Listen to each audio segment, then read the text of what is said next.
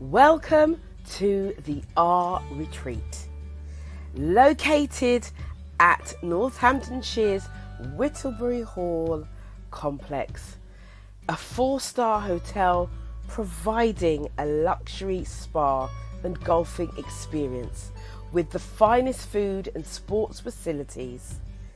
Absolutely everything that you could ask for to relax and recharge. But not only that, we have provided the best relationship and well-being speaker experts to empower you, to give you tools, tips and strategies of how to develop and grow your own relationships with self and with others. So come and recharge, re-energize, realign and rebuild. Book your place today at the R Retreat, Whittlebury Hall, Northamptonshire. This is the time for you and you alone to give back to you.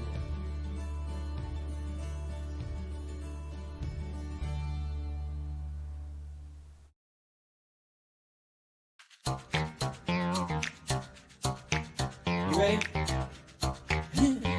You got me running, you got me running, got me running. Shake it, shake it, shake it, baby. Raise your hands up, raise them up.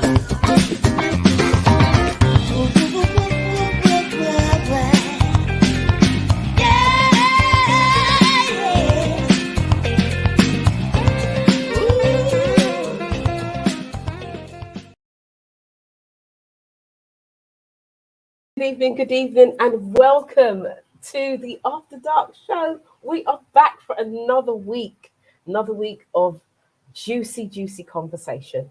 So as you know, my name is Yvonne Michelle and I am the host for the show this week, as every week I am.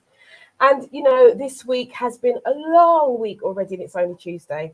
I don't know how you feel, but I know that I'm absolutely exhausted. Why am I exhausted? Because I am preparing for the R Retreat. Yes, trying to make it as fun-packed and information-packed as possible. So, you know, Saturday night, let me just say this, giving you a heads up. Saturday night is going to be amazing. I'm just saying, I'm really excited about Saturday night. So don't worry, if you haven't got your ticket yet, there's still tickets available. So do go to my website, www.yvonnemichelle.com/the R Retreat, and you will find, that's where you'll find you can get your tickets from. And also today, I've just released a day ticket. So the day ticket for the R Retreat is going at £97, but there is a discount code and also an offer of a free book as well, with a discount code if you go to the site now and do that. So www.yvonneMichelle.com/our-retreat. So that's one announcement. There's so many things going on, so many good things that are going on for us right now. And I don't know how you feel, but I feel like this is the season of love. I think for those of you who are single and those of you who may even be single-ish, yeah, this is the time. This is the time for you to start looking and saying, right, I'm actually going to be the change that I want to see. I'm going to be this person that is going to find the person of my dreams. I want you to take the doubt out of your mind. I want you to take the doubt out of your mouth, everything. And I want you to think differently.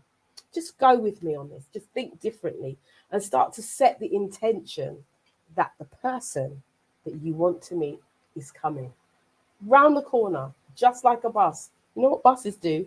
They all come at the same time. You get 5 of them. You wait for ages and none come.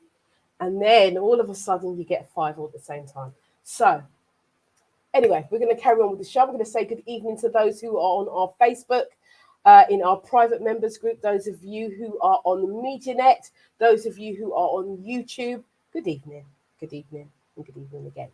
So as you know, I've got a wonderful young man as a guest tonight. I'm very excited, as always. Always excited.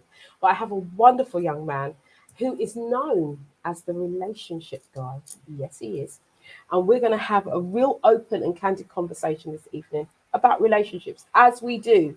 And there's so much scope to talk about today. So without further ado, I'm going to welcome in John Kenny. Hello. Good evening. Good evening. Thank you first for calling me a young man. Oh yes. Twice. Yes. Oh yeah. We're young. Oh, absolutely young. Because if you, I'm young, you're young, we're all young. It feels good. You know, you're as old as you feel, they say, or the person. Yeah. Yeah. So, but welcome to the show. It's Thank you. Really Thank you good for having to me. Pleasure to be here. Really good to have you here. And so, John, you know, the audience here, they are 40 plus. Mm-hmm. Some are in relationships, but a lot are not in relationships. And so generally when we come on the show, we just talk about different aspects of relationships. And that can be, you know, that can be your relationship with food. It could be relationships is a huge subject. Yeah. But tonight, you know, one of the things I do want to touch on a bit later on in the show is the bicycle effect. Because I want to know what that is. I want to know all about that. Yeah. But I want to know, like, you know, you're a good-looking man. I'm looking at your hand. Are you single? Are you married? Ladies. Getting divorced, actually. I've done my relationship guide treatment on myself. Okay, right. So you're single then, are you? I'm back in the dating scene. Oh, ladies. Yes. Are we interested? Oh. But the person I'm dating wouldn't be too happy about that. But who knows? Anyway, so, you know, what made you get into this line of work? What made you get into coaching? So my background's in therapy. So I was a counsellor I trained back in 2004.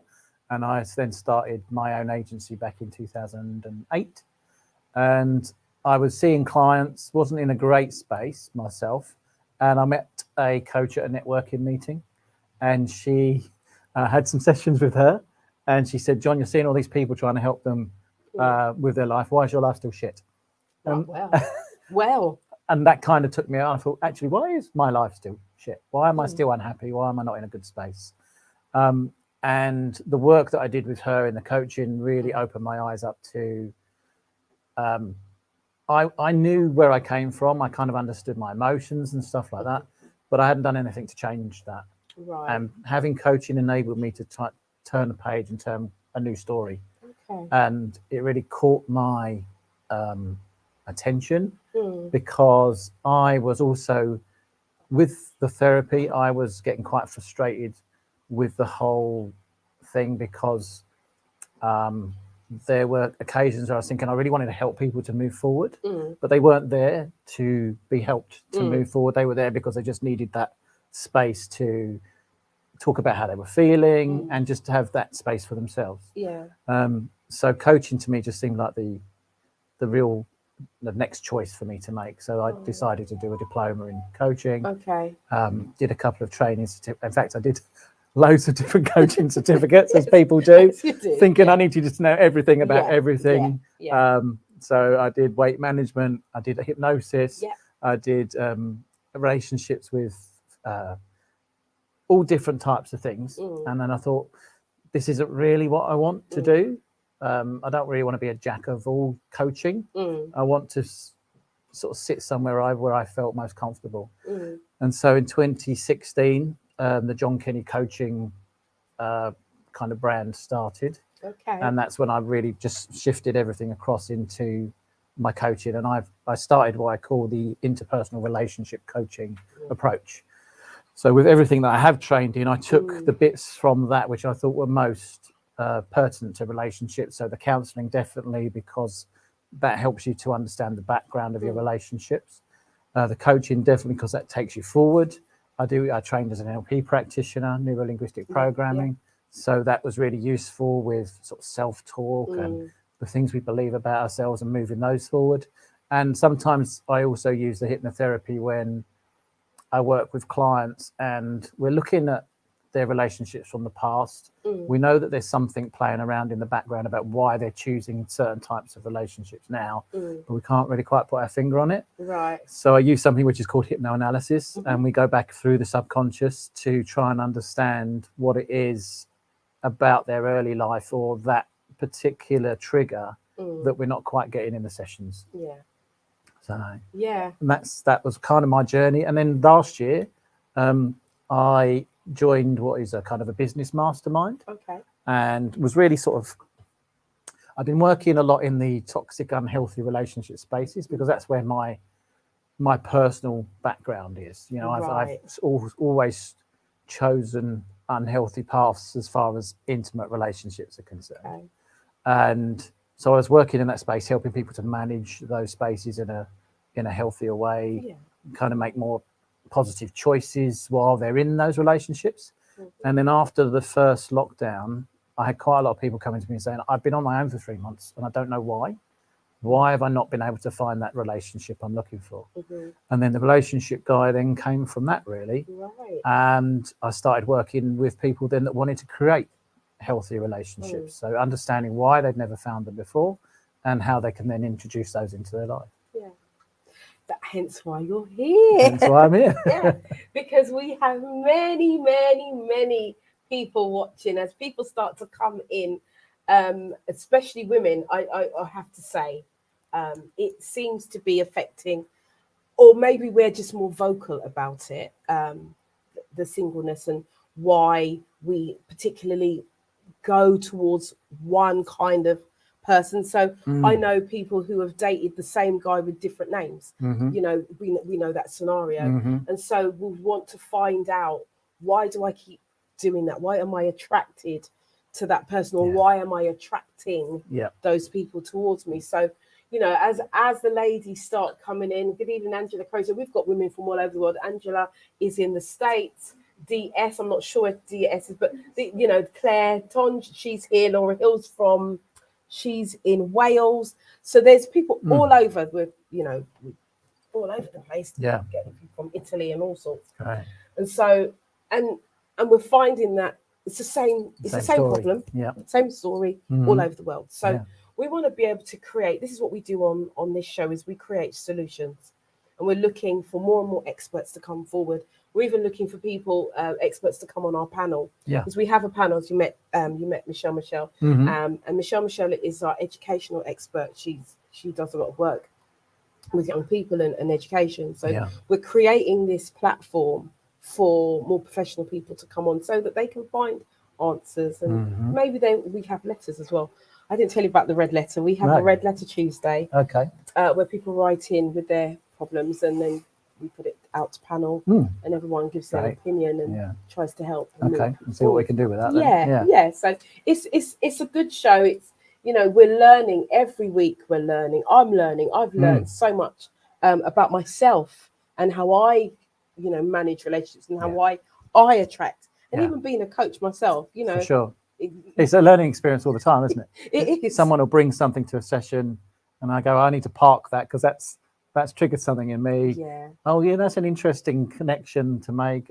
Things I can't make for them that they can make for themselves, but that informs me sometimes about what's going on for people. Absolutely. Yeah. Absolutely. So you're here, and you know what would you say to the women who are watching, and men? I know that this happens to men. Maybe men are just not as forthcoming. Mm. Actually, I'm going to park that question because I want to actually go back, because you were talking about you having therapy Yes. and you sorting yourself out. Yeah.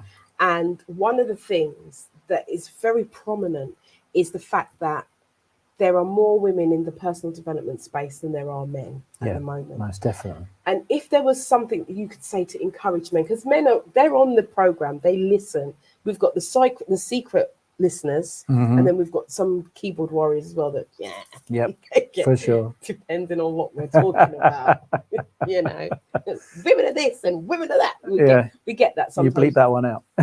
Yeah, but what would you say to men listening now, in terms of, you know, because I think some of the men I identify on here, and I'm not mentioning any names at all, but some of the men, you can hear their pain in the answers sometimes, or, you know, just them giving a scenario, whatever it is, you can hear the pain in the conversation. So what would you say to them? Because I've got a real passion for men, because I really want, I just think that there's a massive cohort of single men who are hurting, and they're not doing anything about it. And then there's a massive cohort of women who are just waiting for them to sort themselves out. Yeah. Somebody will probably say, what? Yeah. It's the other way around, Yvonne Michelle. Please get it right. But you know, what would you say to those men? I think if you want to, I mean, quality relationships are the fundamental key to happiness. If you don't have quality relationships in your life, you're never going to be fulfilled. There's a 75-year study by the Grant study by Yale University, and they did a study into happiness. And the biggest factor that contributes to a happy life is quality relationships. If you are out there and you're struggling with, and it's going to come down to yourself, isn't it? You know, we all know that. Okay, hopefully everybody knows that if you don't have quality relationships outside, you're not having a quality relationship inside. So for you to get to see someone, for you to get yourself into a space where you're ready to address that, will help you immensely to create the kind of life, the kind of relationships that you're looking for. And there's no shame in that. And I think, you know, growing up in the 70s, I know that it wasn't the done thing. I mean, I still talk to my dad's 83 and he still doesn't really do feelings. Right. Yeah. And I grew up in a different space from that. I as a child, I was very sensitive and was always a very emotional person. Right. And going into therapy and getting my own therapy helped me to really understand my own space. It didn't change anything, to be honest with you, because it was the coaching that changed it. Yeah. But it helped me to get things out that I'd never really talked about before and expressed, and get some understanding of the space that I was coming from. Yeah. And there's no shame in that. And I was a firefighter at the time. So, you know, ooh, you hear that, ladies? very kind of masculine, kind of macho image. Yeah. A lot of ego, a lot of bravado, a lot of banter, a lot of, you know, people trying to get on top of each other mentally, emotionally. So it was a very difficult space for me anyway. And I nearly left a few times because I was really not coping with that side of the job. And then therapy kind of really helped me to make a distance from that, and get on top of that emotional management. So getting on top of my own emotions and being able to live a different life, but maybe not kind of really solving the issues that I was struggling with deeper down. But it was all to do with the relationship I had with myself, and how I felt about myself, how I would talk to myself. And we need to kind of put that kind of vulnerability is not an appropriate thing for us to be to one side, and not be fearful of vulnerability. Again, when I did a talk a couple of years ago, I had this kind of in-depth discussion about vulnerability, and I think everybody has their own meaning to the word vulnerable, and a lot of people see vulnerable as something to be scared of, that it can lead you to harm, danger. If I open myself up, then I'm likely to receive something negative in return. Generally, we would have picked that up as kids. So my parents weren't great with the affection side of things. So every time I was kind of putting my hands up for a cuddle and a kiss or whatever it might be, I would be shut down. I wouldn't really get that need met. And I think that happens a lot with boys, and with women too, with girls too, but a lot with guys, because it's not seen as the right thing for them to be doing. And I think you can then grow up with this idea that being vulnerable with someone, looking for affection, looking for something more deeper and more meaningful, if you've suffered a lot of rejection as a child, it can be really difficult for you then to reach out again when you get older. And again, their messages, don't be a man, don't be a girl, all that kind of grow up and all that kind of stuff. When you're trying to show that more sensitive, emotional side of yourself, needs to be, as much as possible, we need to really put that to one side as adults. And if we know that we need some help, is to just go out and get the help that you need without worrying about what that actually looks like to the outside world. I think a lot of the time, men and women are just worried about what people think of them. But actually, to be fair, you're never really going to know what anyone thinks about you unless you really kind of piss them off, really. Well, unless they tell you. There are some, when I was in the fire brigade, I would, doing my training to be a counsellor, I'd come into work and someone would say something and say, Kenny, don't try and counsel me. It was like, there was still was a bit of a stigma. There still is a bit of a stigma, especially I think with men as well, of going into therapy. Not so much with the coaching. I think that's seen as a little bit more of a less vulnerable, sensitive space. So I think it's a lot easier for men to seek coaching than it is counselling. But there is still that perception that you're weak, that you can't cope. Most of us can't cope on a daily basis, right? There's always things that are going to come our way, which are going to be too much and overwhelm us. And then it's how we deal with that we really need to work with. I think it's so key what you're saying, especially for men, in terms of how we raise our boys, because boys grow into men. And so, because I often wonder, why is it that men are not there? If men are the leaders, as we've been raised as females, the man is supposed to lead. But then there's a bit of a misbalance, because we're not necessarily seeing men leading anymore, because they're not in the personal development space. And to have conversations very often it's kind of shut down, rather than let's explore where we're going, what we're doing, how we're going to get there. And that's what a lot of women now want, whereas men see that maybe as nagging and always wanting. But if we could come and find the balance, because I think, for you to say, as a child you grew up and you were, to show vulnerability was a real hard thing, it's not often you would hear somebody say that. So as soon as you started talking and you mentioned that, I was like, okay, this is the road we're going down tonight, because I know how important it is. I know that suicide rates are highest in men, and it's because that men don't find it easy to talk. And so, in this country, therapy is like taboo, really. It's not like America yet, when you're born with a therapist. Because in America, it's just like it's second nature. So actually, someone did say that. In America, we are born with a therapist. Because it's like it's the norm. My therapist said, and they're like, oh, you have a therapist. I mean, I speak to quite a few people from the States, and it's like, when I was having a conversation with my therapist, and I'm like, okay. So it's a normal thing, whereas over here it's not, and we need to talk. Talking therapy is really, really powerful. I mean, you take away the word therapy, but even to talk, if you let a person talk and you allow them to talk and they feel safe enough, they probably work out their problems themselves. Like I said, when I was a therapist, a lot of people just needed that space. They just need somewhere where they can be completely authentic and be completely honest and vocalize what's going on up here, because a Yeah. lot of this stuff that goes on in our head, we can't really make sense of it while it's just going around in circles. And the head is a really small space. Well, most of us have got small heads, and some people have got heads too big. But it's a really small space. So you imagine all of those questions that you have going on in your mind, and all of those thoughts, and all of those insecurities, and not being sure of certain situations. All of that's going around in this little space.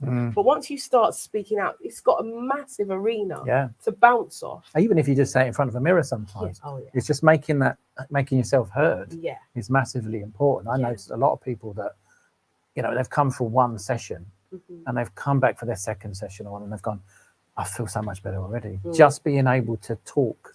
And I say, well, you've always got yourself to talk to. If you really just need to get something out of here, just look at yourself in the mirror.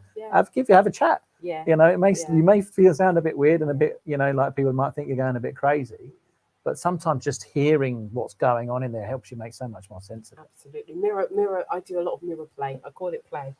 People don't like it. When you're connecting with yourself, you're looking into the windows of your own soul. Can be quite daunting if you're not used to it, but it's powerful. Really, really powerful. And again, it depends on what kind of relationship you've got with yourself as well, doesn't it? If you find it hard to relate to yourself in a positive way, it's very difficult to look at yourself for too long, especially to make eye contact. Yeah, it's true. So do you think, just going back to these men, and we're going to go on to the other subject, but do you think that men who don't come forward or who want relationship but don't do anything about it, do you think that their relationship with themselves is not very healthy? Yeah, most definitely. Yeah, almost 100%. Yeah, because otherwise you would do what you needed to do in order to get the best out of yourself. If you want the best types of relationships, you need to care about yourself enough to say, I want the best type of relationships, and actually go out and do it. I can sit here until the cows come home saying, I want this and I want that, and then not do anything about it. But that would be something that's going on within me that says, well, why am I not putting myself out there to get what I want? Yeah. And same in all areas of life, but especially with this, if it's a relationship. And again, there is that, how does that feel to put yourself out there as well, to be seen, to be rejected? Yeah. There's a lot of fear around rejection. Yeah, absolutely. So I'm just thinking about the viewers who are watching now, as people are starting to come in into the room here. I'm just wondering how many of our listeners and our viewers are actually putting themselves out there, men or women. Because like I say, there are many who are single. And singleness is singleness. And if you sit on singleness, you'll be single forever. So my question to you, ladies and gentlemen, is what are you doing to change your singleness?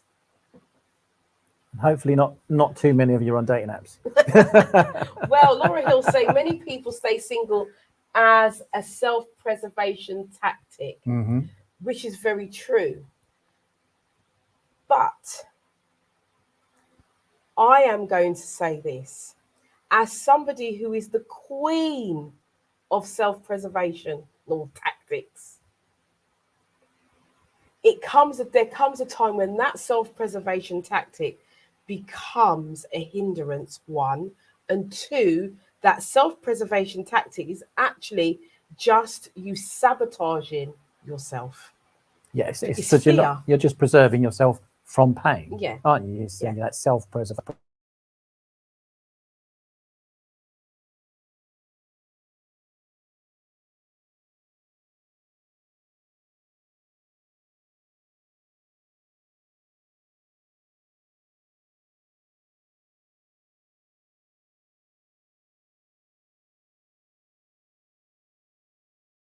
To question myself because, dare I say, I can be honest on the show because it's my show. So I've been single for a long time out of choice, and I've been very proud to think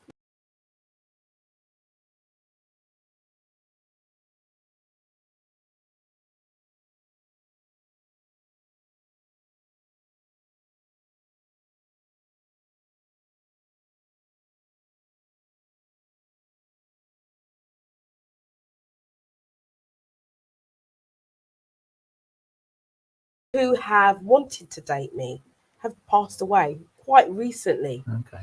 And it's really made me start to look at myself, actually. Mm. So if I was otherwise minded, as I would say, I could have been married a few times over by now. Yeah, okay, I might have been a widower, and we'll leave that to one side. Mm-hmm. But in terms of relationship, why would you stop yourself from actually taking that risk? Why would you do that Mm. to preserve? What does that mean? It means that you're in fear, Mm. you know, Yeah. and I've had to really. I was like, I'm in fear. I'm not scared of anything. Actually, yeah, Yeah. it's the pain, like you say, it's the pain.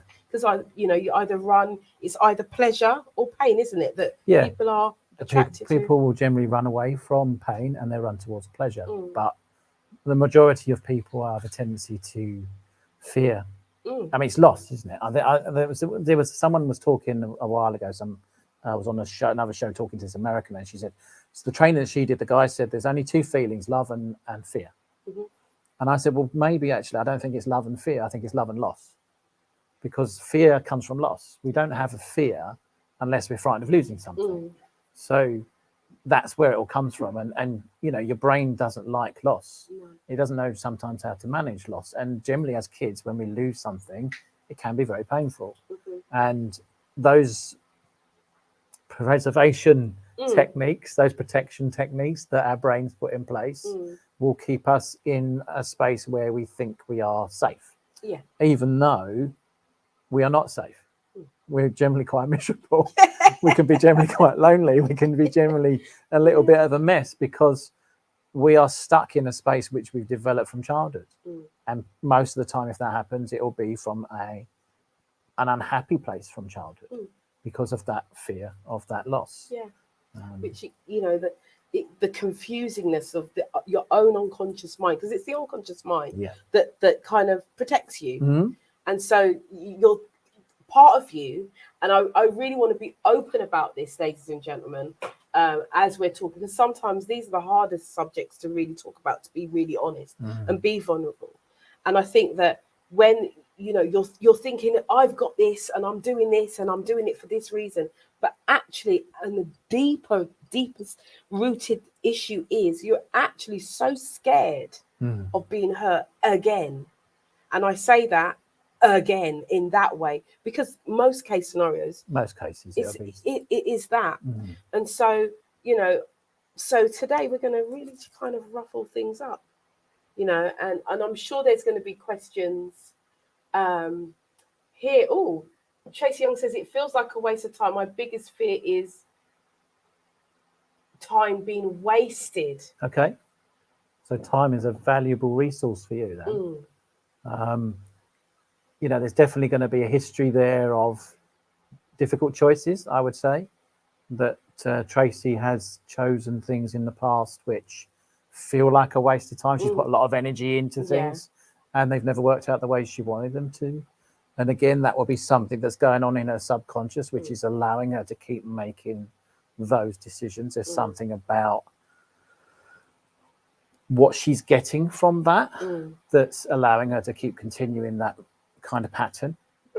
So it'd be really interesting to explore that, for her to explore that, to find out what it is about the pattern that she's formed with these relationships that she probably puts a lot of time into and doesn't get the outcome that she's really looking for.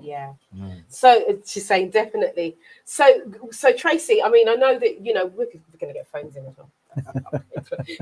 But would you say that you now recognize that? Because sometimes that thing that's fundamentally important to us, like she says, wasting my time, her time is the value.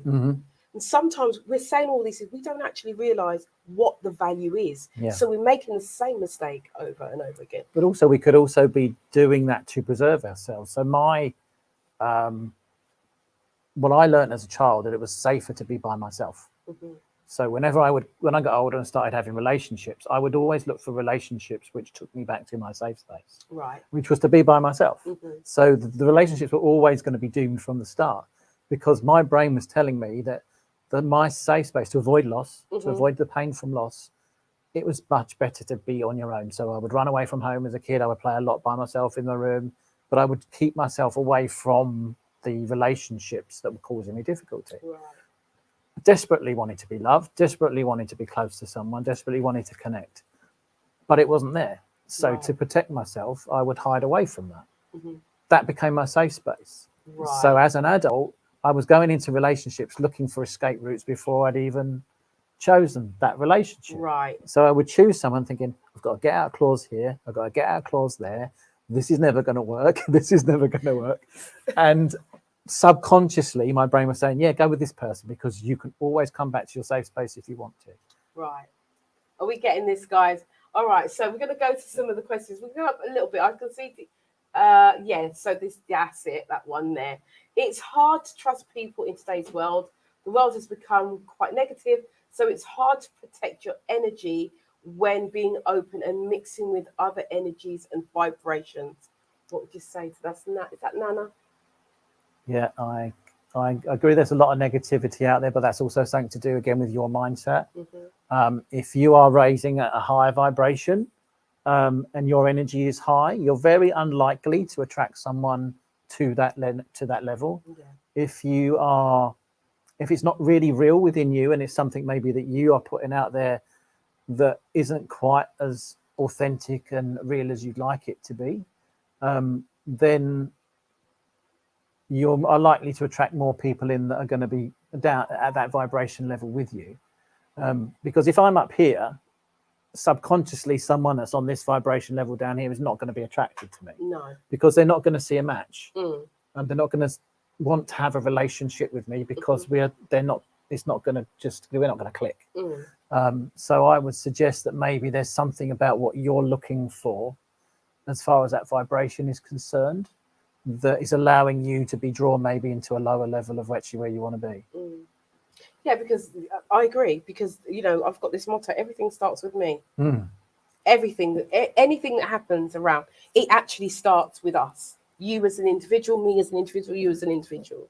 And so if you are attracting negative vibrations and energy, you have to first look within. Mm-hmm.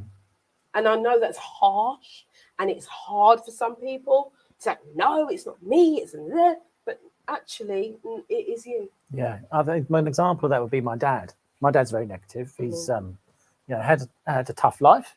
But it's very difficult to see the positive things that are going on. Whenever I had something difficult in my life happening, or if I'd got one over the establishment or something like that, the first person I would talk to was my dad. Right. Because we connected on that energy level. I wasn't very happy in that energy level, but that's the only way I knew how to be in a space with my dad, is if I was putting someone down, slagging someone off, telling him something negative, or the fact that I'd got something over on a big corporation or something like that. His kind of things that he was really, they're not going to get one over on me, son, that type of thing. Right. And I would drop to that vibration level. I would drop to that energy level just to have a relationship with him. Right. Until I realized I didn't want to do that anymore. Mm-hmm. And since then, I've gradually been able to pull him up. Not too far, yeah, but far enough that we don't need to have a relationship based on that energy any longer. But it was only because I recognized that within myself that I was looking for a connection at that level with him. And then that would spill out into certain other relationships that I would have. Yeah. That I realized, actually, I don't want to be down at this level anymore. I want to be vibrating a lot higher than that. I want more positive energy within myself.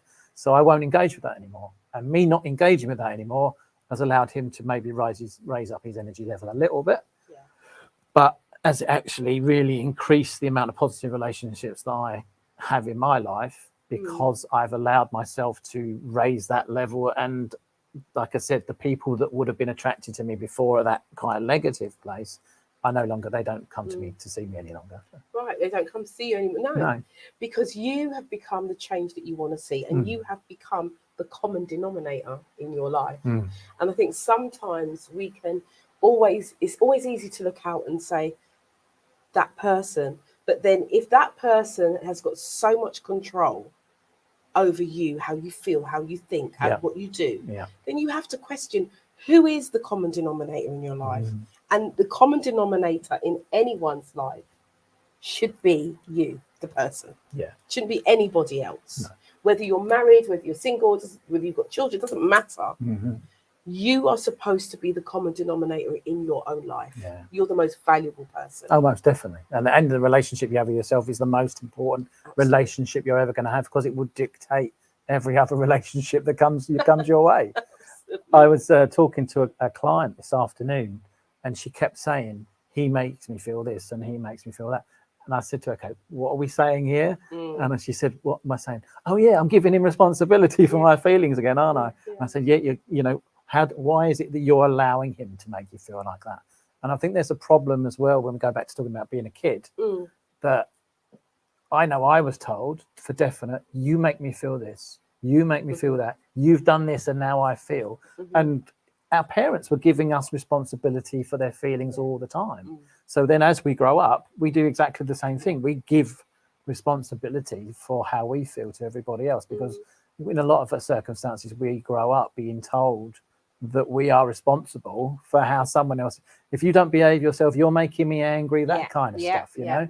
So I think there is a psychological thing. There's a, you know, there's a culture thing. There's a parent thing going on that says that we need to break that cycle. We need to stop telling our children that they're responsible for our feelings. Yeah, absolutely. And then things will start to slowly change, I think. And we, like the common denominator, we are the ones to change it. No one else is going to change it apart from us. So DS is saying, I'm fully engaged in my healing growth and need to be 100% comfortable with being alone and being with myself. Once I've achieved this true self-love, I will attract the partner on the same frequency. Very true. Very true. Once you've got that 100% comfortable, if you can ever be 100% comfortable with yourself. I mean, I've been working on this a long time. I don't think I'm quite there yet. But yeah, I think if you keep working on that self-love, self-acceptance, I think there is a bit of taboo about the word self-love. I think that gets a bit of a bad rep, doesn't it? Yeah. But I think there's a self-acceptance, I think, is really important. But also, once you've done that, I would suggest you then think about what we touched on earlier. It's putting that energy out into the world, which you mentioned, and saying, if I want something, if I want this in my life, I need to focus on getting that in my life. And once you've done that work on yourself and you've become very comfortable with yourself, there's nothing about lack of deserving. There's nothing about kind of lack of what you believe you could have. And if you can get yourself in that space, then you can completely focus on the type of person that you want to bring in. Absolutely. I totally agree with that. Laura Hill saying, do you find confident, strong women are intimidating to men? Many men prefer the quiet, submissive type. Yeah, definitely. I think there are guys that like the more dominant style, but it's not, doesn't generally make for a healthy relationship. This is going to maybe sound a bit controversial, but we genetically are designed as a human species, depending on what your belief systems are, that the masculine energy is the protective energy. It's the one that makes the feminine energy feel safe. Now, if that's out of balance in a male-female relationship, or in any relationship, then that relationship isn't going to work. Because if I'm too submissive as a male, genetically the female will want to be made feel secure and looked after, because that's how we developed as a species. There is a subconscious element to this, that if I'm always dominant as a female, I'm always in masculine energy, I'm never going to feel completely happy, because it's not a space that my brain is comfortable being in all the time. So we need to find that balance. So guys that are generally attracted to dominant women to start with are generally quite submissive guys, but also they're generally not happy in relationships like that. And the dominant female is not always happy, because I have a lot of conversations with clients that they have taken up that role as the more dominant person in the relationship. As you know, predominantly with women. And they've got to a stage in the relationship where they've had enough. They're like, I want this person to step up. I want this person to take control. I want this person to organise things. I want them to do something. I want them to sort the bills out. I want them to put the bins out, for Christ's sake. You know, it's one of the things that comes up all the time. That's a big And there's a subconscious sort of psyche thing going on there that putting the bins out is a man's job. It's a male energy job. And it's a thing that a lot of women do refer to. He doesn't even I have to put the bins out. And it's something that, you know, there is a subconscious thing there about this masculine, feminine energy. And it's the same in same-sex relationships. You know, if there needs to be the right balance between the two people for that relationship to work. But I think men do find dominant women quite attractive because, you know, it can be something that initially you'll be attracted to because you might, you know, this person's maybe on my level, or this person could look after me, or this person's a bit bolshy. I quite like the fact they're outgoing and stuff. But after a while, that doesn't generally tend to pan out as a long-term attraction. I don't think it. I think, you know, in terms of being a dominant woman, I think in every role there has to be balance. I think in everything there has to be, and balance is a word I try not to use. So let's create some kind of harmony here, because with scales they tip. They don't just stay like that. They weigh on each side and they tip. So this is why I say harmony. And I think that if you know that you require a man that is in his masculine energy that will take out the bin, then it has to be something that is made known from day one.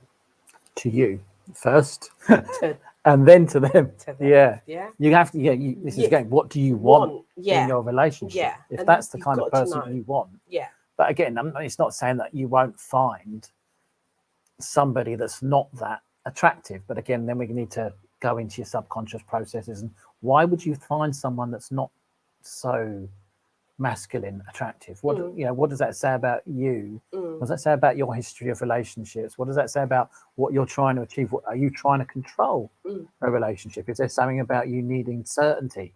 I need to run this relationship for myself because I need to feel safe, because I need to feel like I have control over this relationship. Again, if that's what you're doing in the long run, again, that's not generally going to work. It's not. What we got? Oh, we've got a question.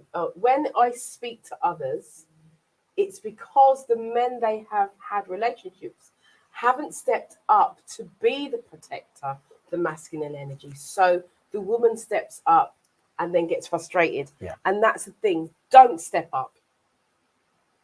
Yeah, or you're with the wrong person. Yeah, don't step up. Yeah. Because then you're making allowances, or you're not being true to yourself, because it's not what you want, really. No, that's right. Ideally, it's not what you want. So, you know, and I hear this all the time from women. Oh, I just wish you would stand up. Oh, I wish you would just do this. Oh, I wish you would just do that.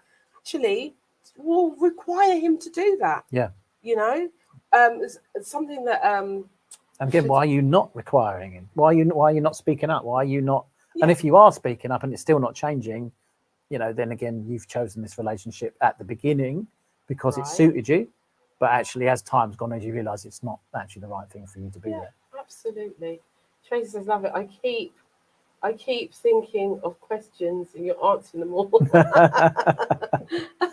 It's going to be something we're going to miss, so please keep thinking. Yeah, keep thinking and keep, you know, putting your questions up. Lolly L. Rollins is saying, I agree, we definitely do need to have self-love, which raises our vibration. But the way the world is today, how are we going to meet someone and stay safe as well? That is fear in itself. Yeah. Yeah. And there are, you know, it's a difficult situation, isn't it? There are lots of people out there that will take advantage of people that are vulnerable. I actually, when I was on dating sites 10 or 15 years ago, I actually went on a date with a girl, and she said, meaning to meet you in daylight, and I need to meet you for coffee before anything else. I said, fine, because she'd been on a date. I'm laughing, but it's not funny. She went on a date previously where she met this guy in a pub down a dark country lane, Wow. and he actually tried to get her in the boot of his car. What? He said, "Oh, come to my car for a second," and he tried to get her into the boot. Luckily enough, some other person was walking past and sort of shouted, and she was able to run away. But yeah, there was, it's a very scary place to be out there. But again, it's difficult. But she did say, I would never put myself in that position again. I don't know this guy. I'd only met him once, and I would never meet anybody again in under those circumstances. But yeah, I mean, there are people out there that will and can and have and will continue to do so. Unfortunately, be a danger to women, to men, but to mostly, obviously, to women, and it's a sad state of affairs that happens. For sure. It is a minefield out there, and staying safe is the most important thing. But generally, what I do say to especially women is to trust your instincts, because sometimes we just know we have a feeling. I think again, if you're dating someone, it's different to being kind of attacked on the street. Yeah, you can't really do much about that. But if it's a dating situation, a relationship situation, again, we are talking about that vibration, we're talking about that energy. It's very unlikely that you're going to attract somebody that's going to be abusive in some way, shape, or form if you're not on that same wavelength as them, because they're not going to be triggered subconsciously to go to you. They're going to be triggered to go for someone who's more vulnerable, that they can maybe control, that they can manipulate, that they can abuse. So it's, again, that is really important what she said about self-love. If you can raise that vibration and get yourself into a really good space, it's very unlikely that someone that's of a lower energy that's going to want to cause you harm is going to come to you anyway. And you're not going to go anywhere near them. Like you said, trust that. You've got to trust your instinct. I think as well, in terms of, I'm thinking about how we meet, and we are living in the world of online dating, blah, blah, blah. But even though the initial meeting is online, there has to be, from online, there's a bit of a journey before the first meeting. So, have you had a conversation with that person on the phone? Have you had a FaceTime with that person on the phone? What are your conversations consisting of? Because, you should be generally having a conversation that you feel relaxed enough to say, yeah, we can meet. But if there's no information being given in those conversations, you've got no business meeting that person. And if they won't do a FaceTime, I've watched that catfish program on TV a couple of times. I don't understand it. I don't understand how someone could be in a relationship. I love this person that I've never met, and like they've been catfishing them for a year. Catfishing basically is pretending to be somebody else. And they get these people in from the TV to try and help them to find this person that's catfishing them. I'm thinking, but what are you doing? Why are you giving so much of yourself online to somebody you've never met? And what do you need? What are you doing that for? Loneliness. I think it's got to be loneliness, really. And I mean, I think a lot of the people who are on this platform will agree that sometimes it gets lonely. But come on, let common sense prevail. I mean, I have had a client, and I've had quite a lot of clients, so no one would know who I'm talking about. So I've had a client who has been in this situation and thought they were getting married and invited me to the wedding as well. Was going off and blah, blah, blah. And in the end, the person that my client was just telling me about this wonderful guy and blah, blah, blah. And then she just mentioned Bitcoin to me. And I was like, what did you say? And she said, but I thought it was a bit odd, but she had told me that she knew him from back in the day. So I didn't question it then. But then I'm like, this is not making sense.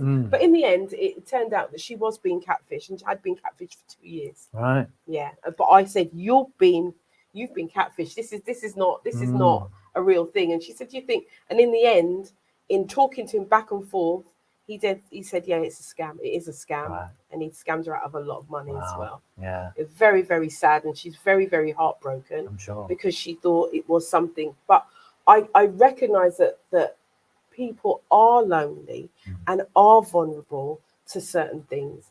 But I do still think that your intuition it will never lead you wrong. No. You know, whether you're male or female, you Yeah, kind you're gonna have suspicions, aren't you? If something like that's going on. I've never seen you. We can't FaceTime. No, For 2 exactly. years, you're Yeah, exactly. crazy. Yeah, What? exactly. And again, if you put out into if you know exactly what you want from somebody, making sure that don't have a checklist and interview people or interrogate them when you meet them, because that would frighten me to tears. To make sure that you've got a clear idea of what that person is like. So when you have those initial conversations with them, don't necessarily interrogate them, but maybe drop a few kind of subtle hints about what are they looking for, what you're looking for.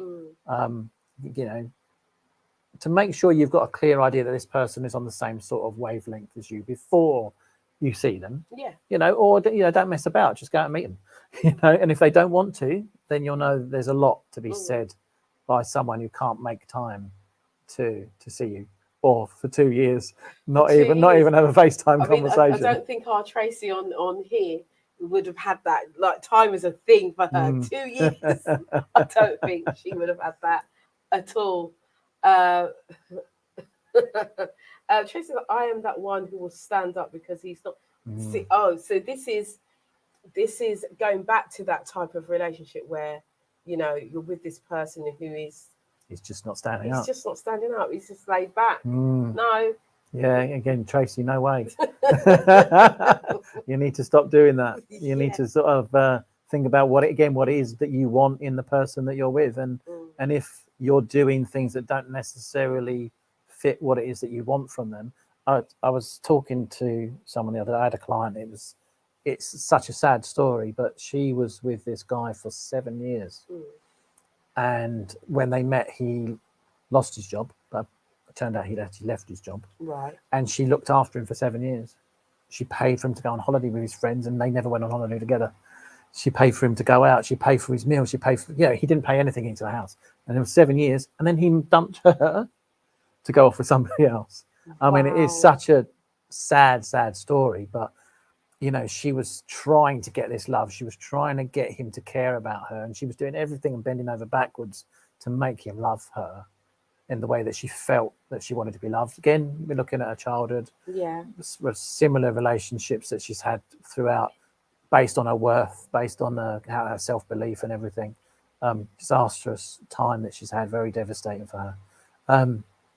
But she just kept giving and giving and giving and giving. And he kept sitting back and sitting back and just sitting receiving. Back and saying, give me everything you've got. Yeah. And then when you don't have anything else to give, I'm off. Yeah. And that's exactly what he did. And it is, like I said, very sad. But it is, because, people who are left devastated. But the one thing that I will say is that what I'm learning, ladies, are you listening? What I'm learning is that men like to be required. They like to be required. Women like to be desired. We had this conversation with Fidel Buhill a few weeks. Do you know Fidel? Yeah, we connected. Okay, yeah, good guy. He's a good guy. We were talking, and that came out in conversation, and it's so true. So this is why we say we need to. So there's no point in you meeting somebody and then you're doing all of these things for them. You have to require a man to do something, and he can't just come with his too long hand. No. Again, looking at yourself, it's all about your relationship patterns. It's all about your relationship beliefs. It's all about your self-belief and everything that goes on. Attachment style. I love attachment style. Attachment style is one of my big areas that I love to refer to. It would have something to do with your attachment style. So basically, you have an insecure or secure attachment. About 40% of the population have an insecure attachment, which is either going to be something based in anxiety or something based in avoidance.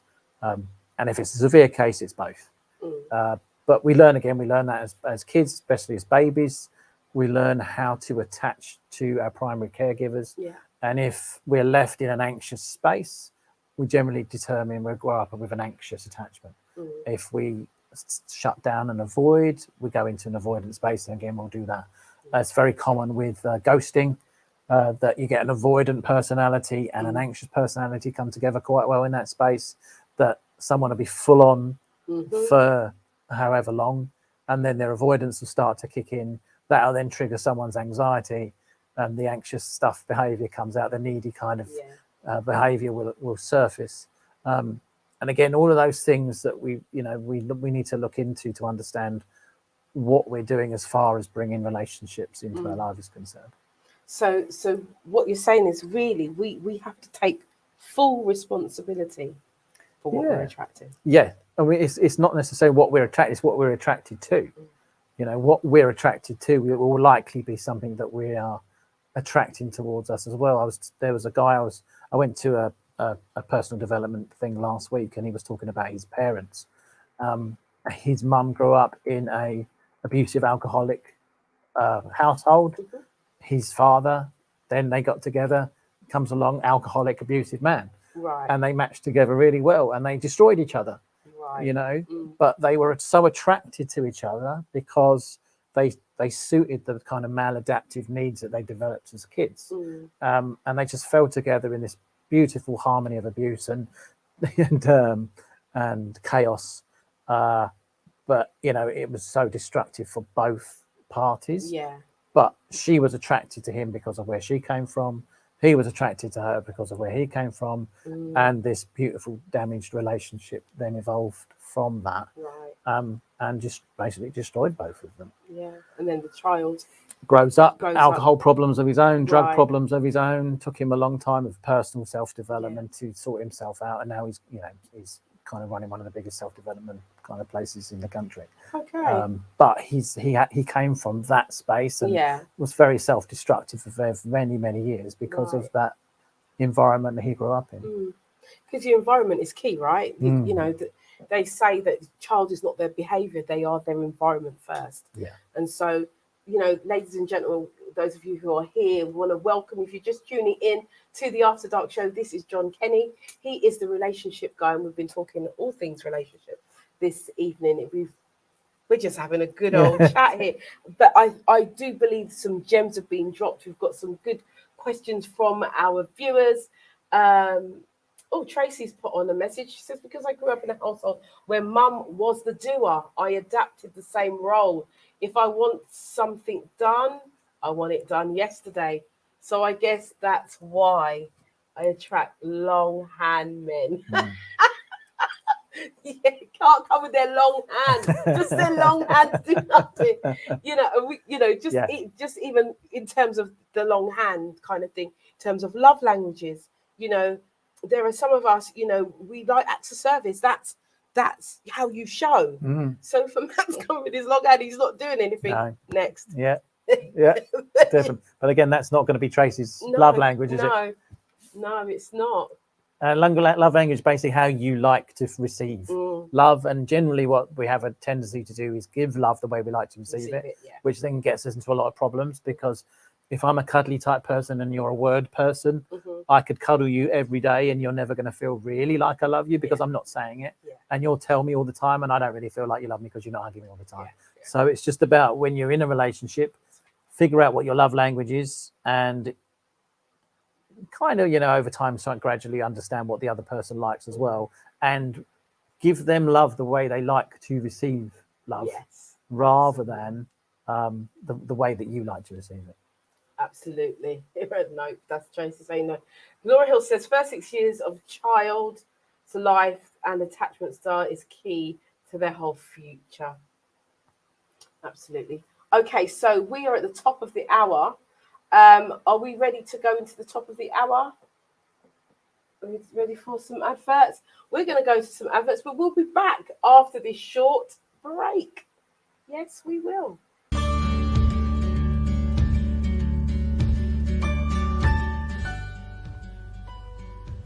Welcome to the R Retreat, located at Northamptonshire's Whittlebury Hall complex, a 4-star hotel providing a luxury spa and golfing experience with the finest food and sports facilities. Absolutely everything that you could ask for to relax and recharge. But not only that, we have provided the best relationship and well-being speaker experts to empower you, to give you tools, tips and strategies of how to develop and grow your own relationships with self and with others. So come and recharge, re-energize, realign and rebuild. Book your place today at the R Retreat, Whittlebury Hall, Northamptonshire. This is the time for you and you alone to give back to you.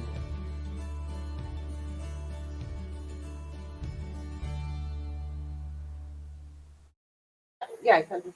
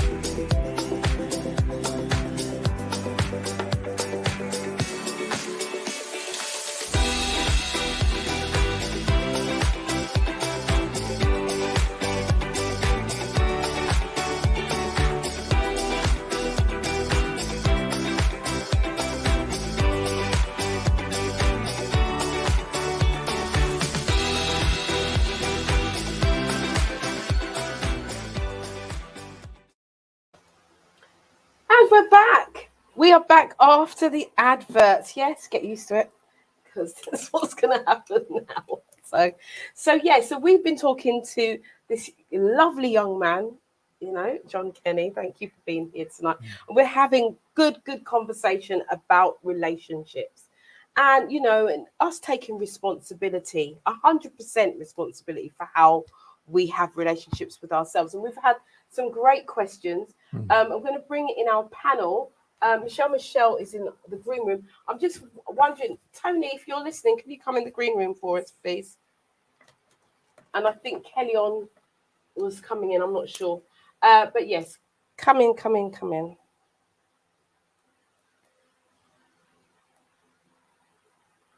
Good evening, Michelle. Hello, good evening, John. Good evening, Yvonne. Hello, Michelle. So you've heard, I believe you've heard the conversation going on. So we're talking all things relationship, and we've been talking about taking ownership, responsibility for the relationship that you have with yourself first. And we've touched on many things, catfishing. We've touched on quite a few different things. Yeah. But Michelle, do you? Is there anything that you want to ask John before I start asking him a little bit more about himself? I've got some feedback that I was discussing the topic for tonight with a friend who watches, and she gave me some feedback on it. So I wouldn't mind talking about that. It was to the question, why do we choose the same person? And she was saying that it might be because the different ones don't choose us.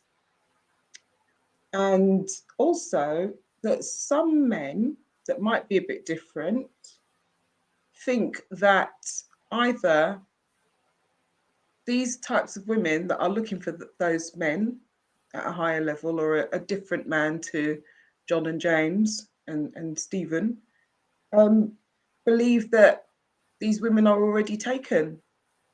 or that they're high maintenance and that they're after something more than just the person. So that was her thoughts on it. Yeah, I think there's many different layers there. The first part, definitely, I would agree that we kind of touched on this already, haven't we, about this energy level that we put out, this familiarity that we get used to in relationships. So we are attracted to a certain type of person or a certain type of energy, a certain type of background, a certain type of problem, or a certain type of no problem. I mean, it's only 40% of the population that have insecure attachment. 60% are generally quite healthy. So they're the kind of relationships you see that maybe work straight off the bat. But so there is definitely something about our subconscious that attracts a certain type of person. I mean, if you looked at the people that I dated in the past, you would never think I had a type because they looked completely different. But if you delve into it a little bit more, you would see there's a very similar personality, very similar issues that they struggled with that I was attracted to subconsciously. And again, that they were attracted to in me. They were attracted to the things I would be struggling with. And therefore, in amongst the occasional stuff that was good, there would be a lot of emotional turmoil because we would be triggering each other all the time in those kind of maladaptive spaces. Yes, I guess again, there's what you're picking up on your radar. If you think that a woman wants you for more than you are, probably again, I'd come back to looking at yourself a little bit first and why you would think that. Are you not good enough for them? There are people out there that see a dream, they see an idea, and they get fixated on that idea. So yeah, you might find there are people out there, men and women. But I was on a talking to someone on another chat thing a while ago, and she was telling me about a lot of her clients she works with have this idea about what they want in a man, and it's generally money, because they're looking for some sense of security. But so that's all they'll think about, and therefore they get fixated on that space. And yeah, a guy will notice that in someone. If I'm talking to someone and they talk about, they want to know what job I do, how much money I earn, checking out what clothes I'm wearing, they talk a lot about that, then I wouldn't go anywhere near it, because they would be high maintenance, because I'd have to give a lot financially in order to make them happy, because that's what they want. Well, that's what they need. It's not necessarily what they want. So yeah, it's very true, but there's different kind of levels of that. And again, it's all about you. It's if I was to talk to somebody like that, I wouldn't be interested in them at all, because it wouldn't suit what I wanted in a relationship. And if I was looking for that, I'd be looking in the wrong place. But it could be it's their perception of that woman. That might not be what the woman is about, but it's their perception, because perhaps it's their insecurity that's coming out and they're not in the right place yet. Yeah, definitely. Which is why they might project that onto that particular woman. Yeah, like I said, if I not feel good enough, I'm going to look for any excuse or any reason not to engage in that conversation or engage in that space. Because if I see someone who I feel wants something more than I've got, whether that's perception, whether that's true or not, I'm not going to approach that person, because I'm not going to feel worthy or good enough to be able to do that. And I think also the other point that you raised was about vulnerability. And I do believe that we all need someone to be vulnerable with. And you have to trust that that person will not reproach you at a later date. And I think a lot of us feel that when you've shown your vulnerability, a little bit later on down the line, depending on how the relationship's going, they take that information to beat you with, metaphorically. And so once you've been burned in that way, it's very, very hard to show your vulnerability to somebody else, even if you have worked on it, because it's about exposure, feeling exposed. Definitely agree. But again, I would suggest that if you haven't done the work on yourself, you're going to keep attracting people into your life that are going to take advantage of your vulnerability.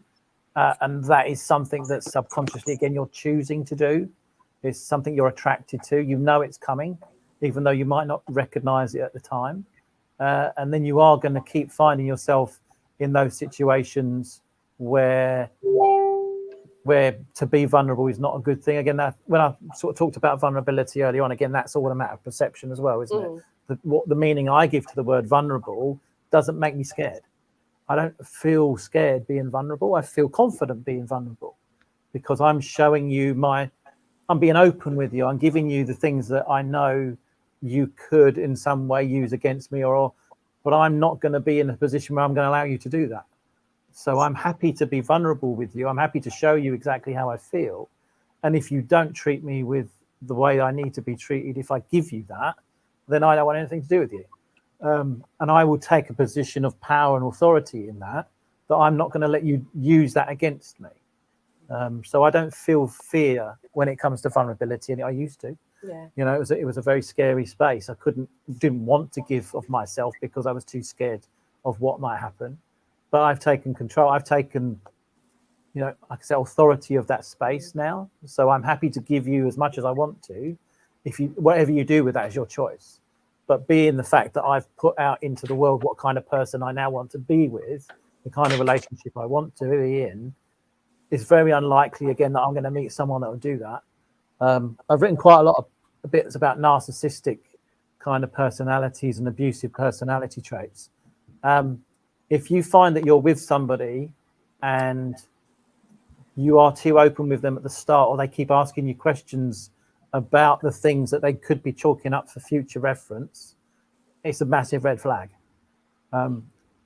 You don't need to engage in a deep and meaningful conversation with anybody about what could lead you into a vulnerable space until you're several months into that relationship. Because if you are opening up too soon to somebody, they're either getting it out of you because they want to know it, and whatever they want to know it for, they could then want to use that against you in the future, or there's somebody within you that wants them to know it. I was, again, come back to myself, when I used to date, I used to tell girls always about my terrible childhood and how miserable I was as a kid and stuff like that. They didn't really want to know that, but I was looking for them to see if they could accept that hurt side of myself. And I was doing it for the wrong reasons, because I just wanted sympathy. I just wanted to be cared about.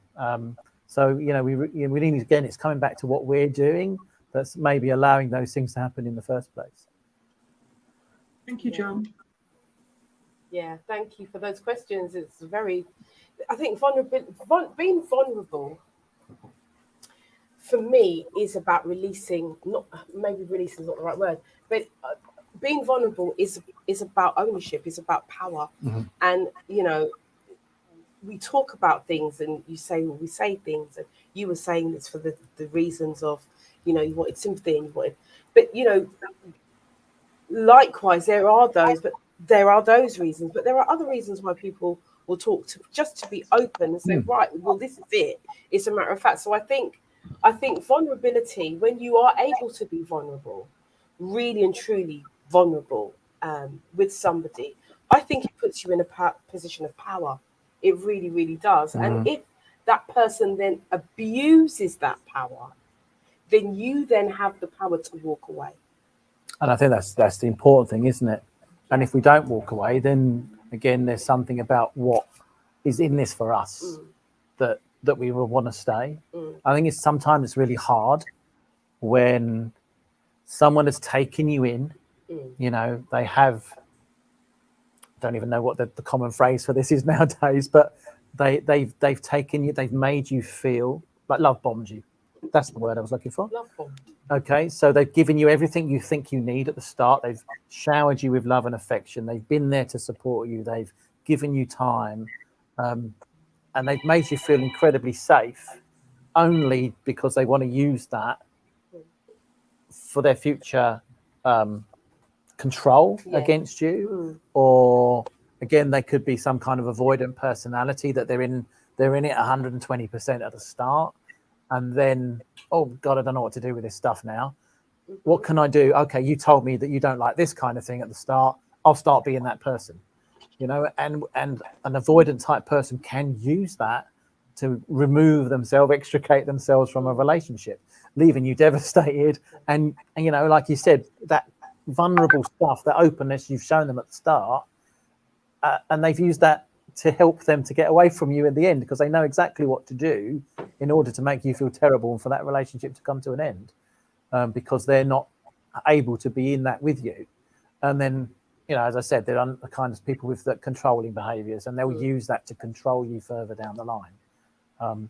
So we just have to be really mindful that those kind of things can happen. But if we feel like we're giving too much to somebody, and you're not sure that maybe it's the right thing for you to be doing with that person, you can get blindsided by people. Yeah, you can. But I was going to say, if you feel that you are giving too much, you probably are. Yeah. You probably are, and you should pay attention to your intuition, because your intuition is telling you something. So we've got some men in the panel room. Good evening, gentlemen. Good to see you. Good to see you, Kels. Good to see you this week. Good to see you again, Tony. How are you? I hope you guys have had a good week. So, Kels, I saw you with your finger up. You've got a question. Yeah, it's the giving away too much. I sometimes struggle with a bit, to be honest with you.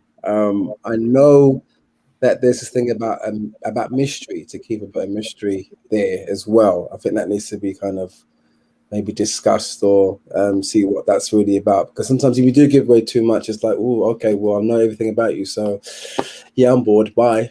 But then there's this thing as well where you've got pillow talk. So obviously, if you do get intimate, and then you find yourself getting into conversation, and depending on what your experiences are, maybe the person that you're with might have something that you can connect with, and it might be something that you had in a previous relationship, or whatever, and then you find yourself sharing, maybe because they needed to hear that.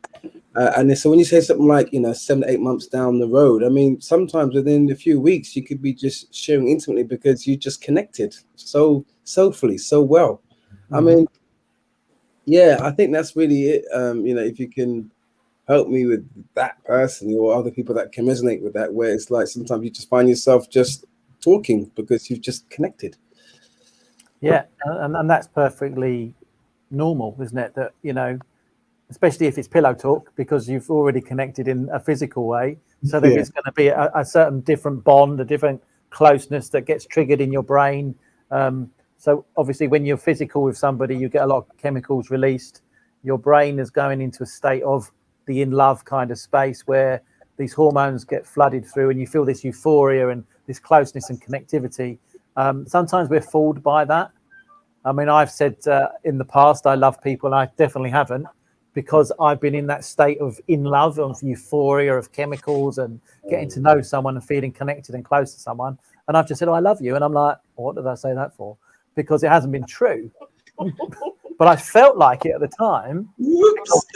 Because my brain has released or dumped these chemicals into my body, which wants me to connect to this person. And I've completely misunderstood those signals. But if you're going to share, I think it's, again, for you to own that a bit more.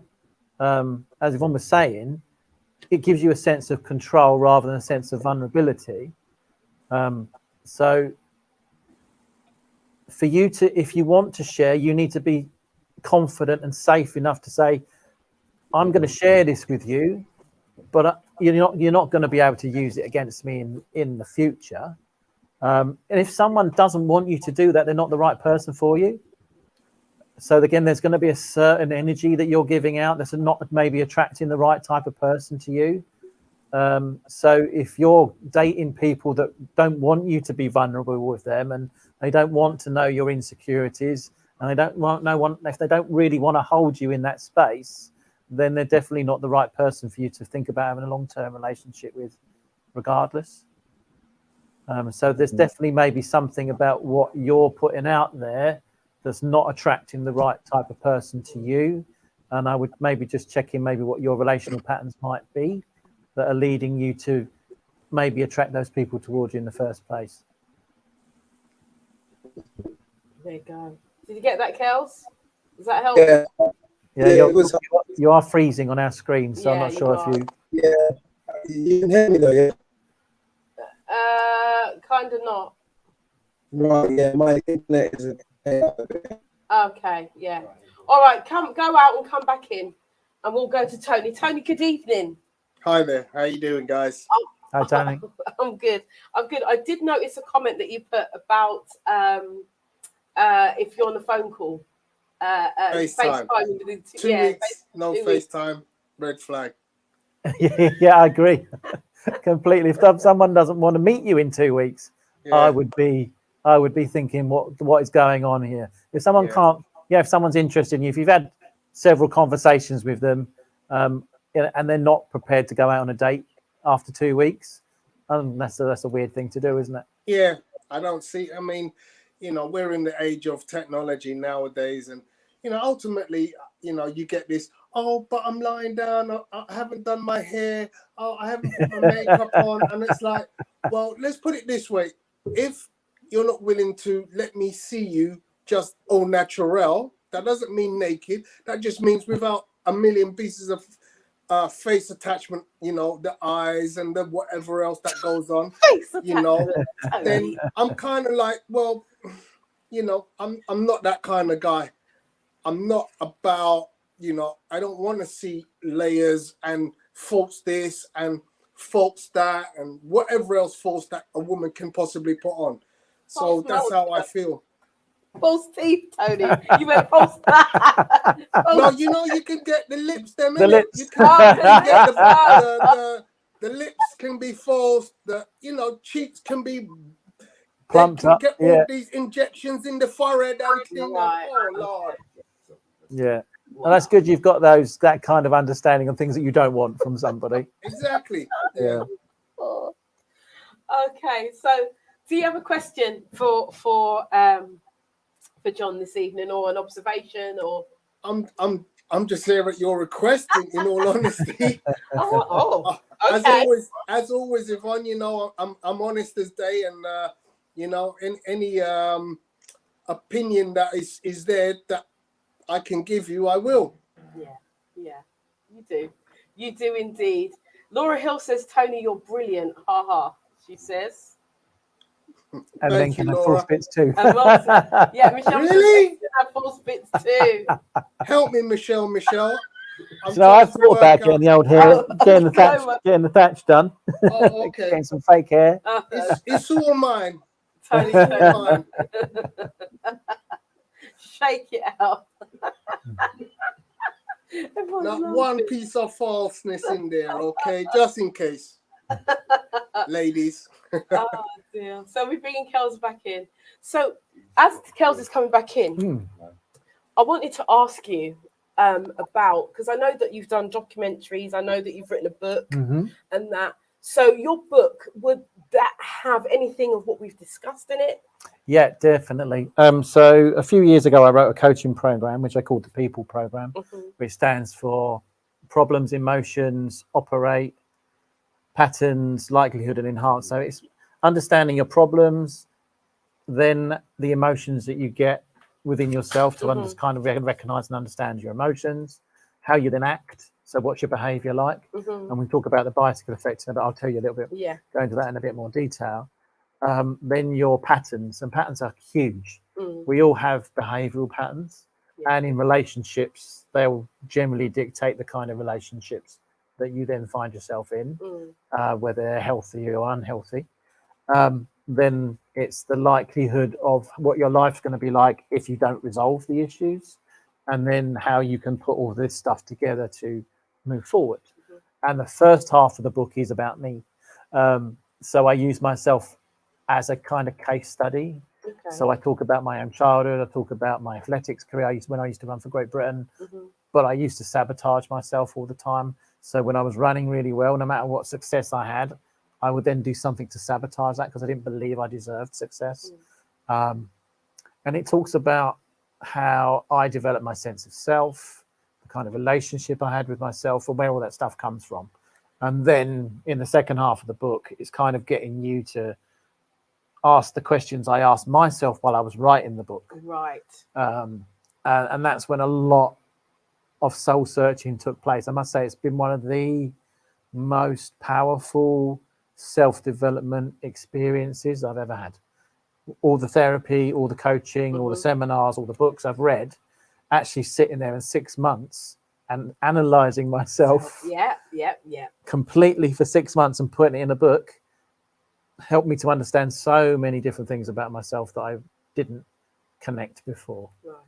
And that's what led to my separation, really, in my marriage, to be honest. Wow. When I realised my relational pattern, I liken it to what I've said is I've spent my whole life dating my dad, and I married my mum.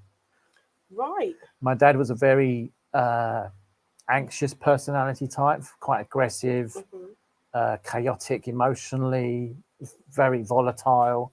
And those are the relationships I was very attracted to most of my life. Right. When I had done some repair work on myself, but the relationship with my dad, I stopped dating girls like that. But then hadn't resolved the issues with my mum. Right. So my mum is an avoidant personality type. I was an avoidant personality type. I married an avoidant personality type. Right. So I thought because she was different, she must be the right person for me. Whereas what I'd done is I just swapped one difficult space within me for another one.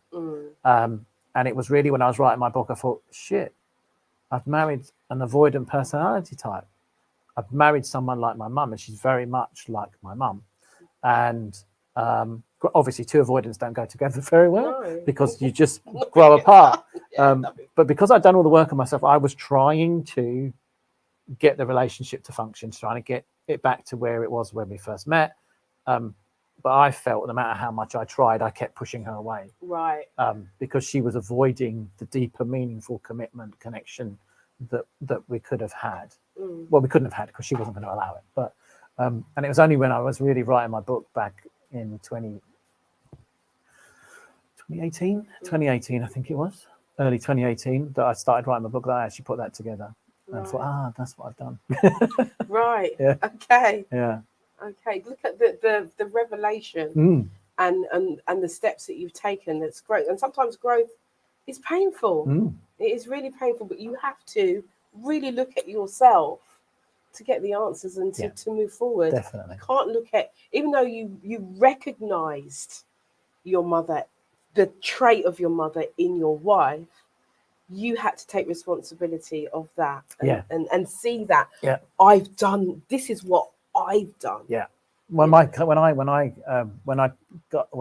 separated, I had a coaching session with my coach, and she said, "How are you doing?" And I said, "I'm just, my wife's moved out." Blah, blah. Right. And the first thing she said to me was, "Do you understand what your role was and why your relationship broke down?"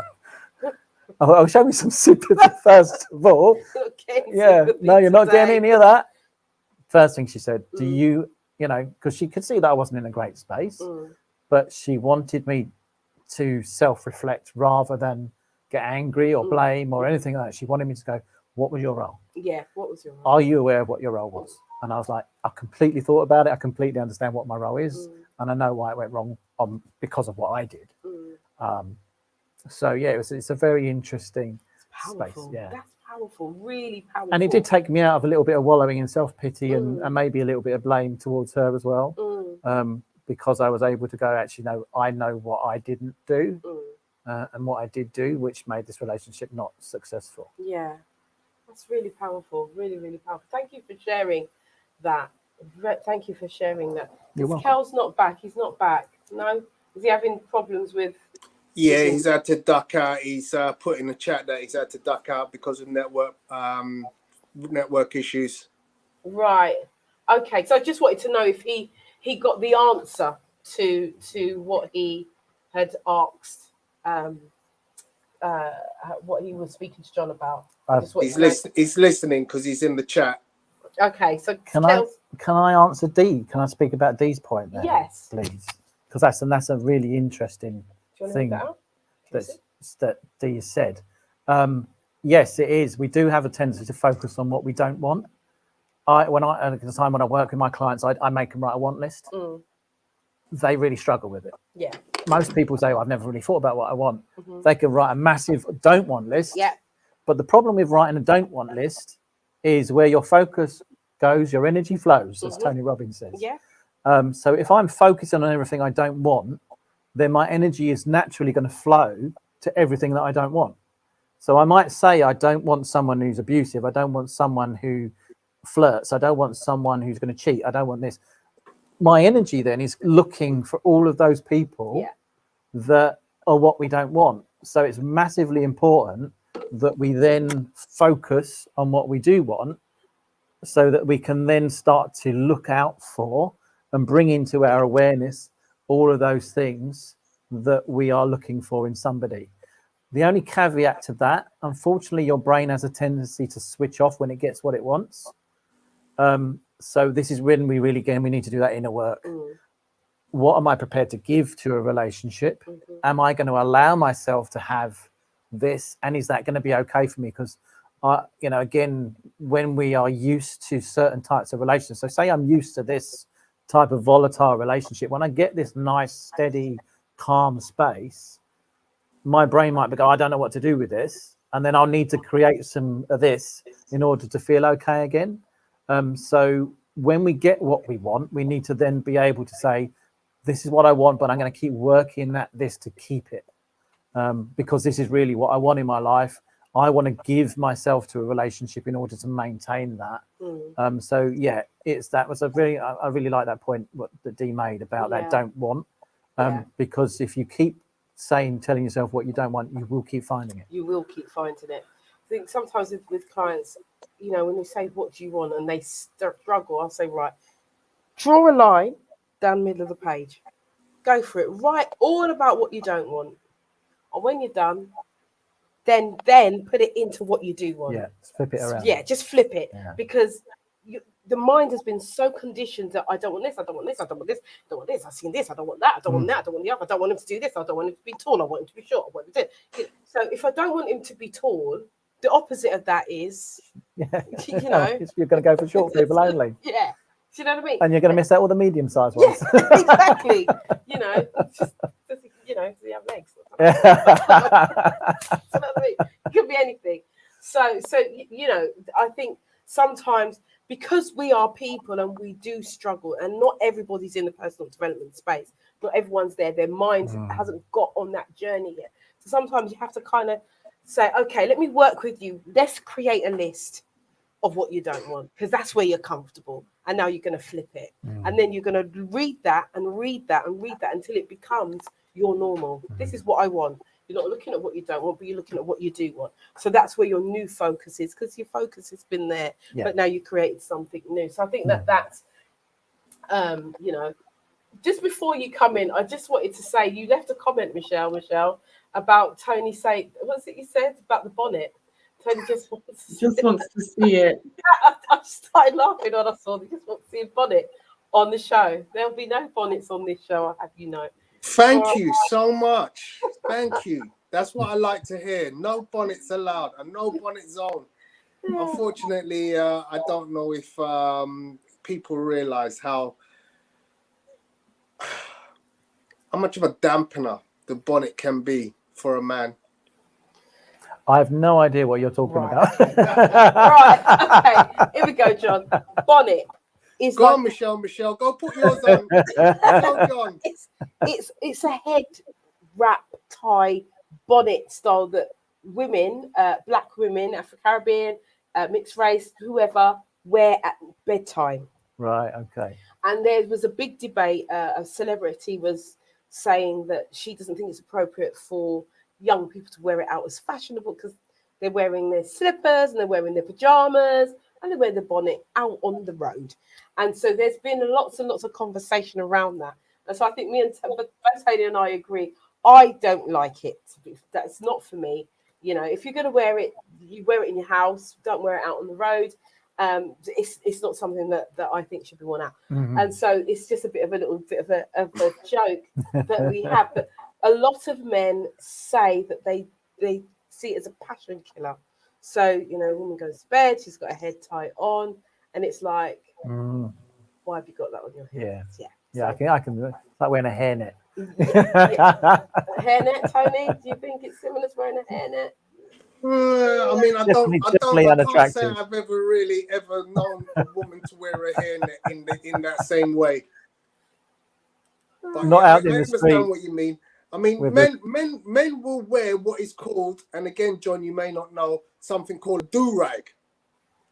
So for men who have very short hair, they'll wear this thing on their hair at night, and it keeps their hair very low, and it gives them a stylish kink in the hair.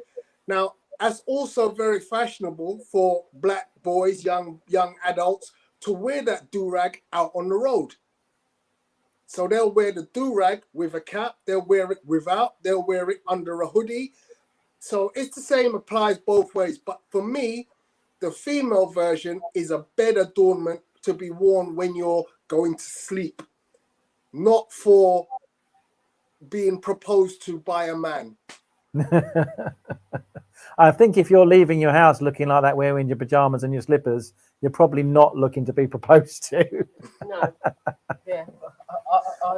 I'd be mortified if I was proposed in my slippers and my dressing gown. Do you think, though, that we need to be a little bit mindful of setting a different standard for certain women? Okay, I'm not saying that I agree with wearing a bonnet outside. I don't. If you're in a relationship and the person feels comfortable enough with you, which they should, to wear their bonnet if that's what they want to do, unless you want to purchase some satin or silk pillowcases, then it's fine. But other women wear rollers to bed. I don't hear you complaining about that, Tony. So once you're married, you can wear the bonnet. Yeah, but you have to be you. You take the serious point of it. You have to be you, and you have to be comfortable with that person. And if that's what you do and that's what you wear, then fine. But what I'm saying is, there's lots of women that go out with rollers on. I don't hear you saying anything about that. So what is good for the goose is good for the gander. We shouldn't be just thinking about women that wear bonnets. It's all sorts of presentation outside. And as far as it goes, when it comes to FaceTiming within 2 weeks, I would imagine that most people want to present themselves in their best light. So if somebody turns around and says to you, I can't speak to you right at this moment because they're in their pajamas or they're lying down, give them a chance on that one, because they could speak to you maybe in an hour or later on. It might not be that they're catfishing you, but they want to present themselves in their best light. If I were going on a first date, I'm not going to go without my eyelashes. Bonnet and pajamas. You're not going to go in your bonnet in your pajamas. I won't wear the bonnet, but I may wear the eyelashes. Yeah? No, I completely agree. It has to be on everyone's terms, isn't it? This is a problem that we do have with the things that we want. We don't give people the benefit of the doubt. We don't sort of take their thing into consideration. So if I want to do something now because it suits me and you don't want to, again, it all comes to what's going on within me that creates the problem. But if I don't allow you to be in your space while I'm in my space, then they're saying a lot about me rather than saying anything about you. But you're right. If you first meet someone, you don't put your ugliest picture of you ever on your account, on your date account and stuff, do you? Because you want people to see you in the way that you find yourself attractive. And if you don't find yourself attractive, if you are wearing your bonnet or if you've got your rollers in, you haven't got your eyelashes on or whatever it might be, then again, the other person needs to appreciate that that's what you need to do in order for you to feel okay. That's an interesting point you make, John, because as a user of online dating and one that doesn't use it so much nowadays because it's just so boring, I would say there's probably greater than 50% of women who present themselves online with some terrible pictures. Literally, they'll put all the filters on and they'll get, loads of stuff where you're like, really? Was that the best picture? The one that really gets me is, why don't women smile? That's the most beautiful thing. Like Michelle, look at that beautiful smile. I could have that all day. I could put that. Look, there's a space for that smile, Michelle. Look, right there, so. Yeah. But, again, it's what you're comfortable with, isn't it? It's what you're comfortable. You know what? A man is so attracted to a beautiful smile. It radiates joy and happiness. And maybe she's got jacked up teeth. I don't want to see this. But you know what? The thing is, Tony does have a point, but I need to flip it, because in terms of looking at males, I have, said, have you thought about, if someone's contacted me and say, oh, you look really nice, blah, blah, blah, blah, blah. And I sit there and I debate. If I engage in conversation, they're going to think I'm actually interested. But I actually want to just help them and say, you need to look at your pictures, mate. Yes. Seriously. I know how you feel, Yvonne. I know that. Really? But if they're the pictures that they're happy with, do that. But if that's the pictures that they're happy with. My aunt sent me an email a while ago. My aunt lives in Australia, and she said, oh, I love your website. I love this and I love that. Why don't you ever smile in any of your pictures? Why don't you show your teeth? She said. And I went, because I don't like pictures of me when I show my teeth. There you go. That's it, There But again, so if I had a dating profile, I would not have pictures on there with me smiling with my teeth showing, because I think I look better when they're not showing. There was a question on a dating site. Well, it wasn't a dating site. It was in a group that I'm in where there are lots of talk about dating, and the question was, what about you makes you attractive to the opposite sex?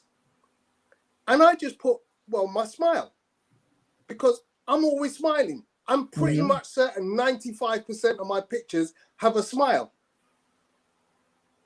And, it makes a difference, because believe it or not, you go around, like I've been traveled all over the world. And the fact that I smile at people gets me in places where sometimes you think, well, you know what? I don't know how I got in there, but I'm sure it's because I was pleasant and I looked polite. I looked, unaggressive. I gave the person a nice smile and it got me somewhere. So a smile can take you along a lot of places. Yeah. It's true. There's a very funny sketch by Judy Love where she's talking to a new boyfriend and she's sitting on her sofa and she's got her old house coat on and he's asking her, what are you wearing? And she's saying, oh, I've got some sexy lingerie and all of this sort of thing. And she's really getting into it and he's really happy. And then he says, I'm at the front door. Oh, dear. Yeah. Oh dear. I know the sketch. I haven't seen But it. what I don't understand, I have to say, when it comes to these dating things, when it comes to the men, because Tony talked about the women and Yvonne's talked about what some of the men do. Yeah. I don't understand why it is that some of these men like to put these pictures of themselves kissing a fish. Or kissing a dog. What? Why are you kissing a fish? Why have you got the dog on your bed? Why are you in the bathroom? Why can I see that made up bed behind you? People do not put thought into these things. Is it because you're in a hotel and wifey's at home, therefore you've got to take this picture quickly? Why are you in the toilet? It is just very strange how people present themselves. Yes, I agree. That's what makes us such beautiful human beings. Yeah. the classic one for me though is there's lots and lots of people who take pictures, selfies in the toilet. Yeah. I don't get that. What are you doing? I don't know if it's the mirror. I don't get it. I don't know. Somebody put on the chat why it's done. I don't get it. But I do want to go to Karen. Karen made a comment about the smiling, and we're going to go back to what we were talking about. Karen says, when I was on dating sites, I didn't like the men who didn't smile because I'm very particular about teeth. Yeah, I mean, they have to have them. It does help. It really does help if they got their own teeth. Yeah. They don't have to put them in a glass. Yeah. So, John, you were talking, getting back onto track of conversation. You mentioned something about the bicycle effect, and I mentioned it at the beginning of the show. Yeah. Because I do want to know what that is and how that will help us in relationships. So the video I've made is on YouTube if you want to go to my YouTube channel and watch it. Then we'll explain it a little bit better. But the bicycle effect with an A, the bicycle affect, is how we function as human beings. So it's what underpins the kind of the core of the coaching that I do. So it's called the bicycle effect because when I was kind of trying to figure out a way of getting this in a like of a diagram, which would be easily explainable and try and get these ideas out of my head, the first thing I came up with was the front wheel.